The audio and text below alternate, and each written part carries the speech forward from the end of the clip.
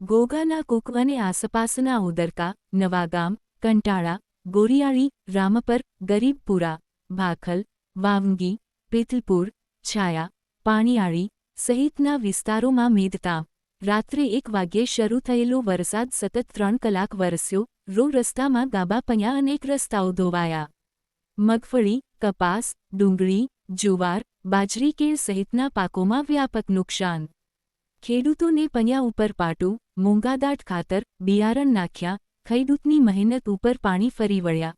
લાખો રૂપિયાનું નુકસાનનો સર્વ કરી વળતર ચૂકવવા માંગણી. આખાય ચોમાસા નથી પડ્યો એટલો વરસાદ 3 કલાકમાં પડ્યો.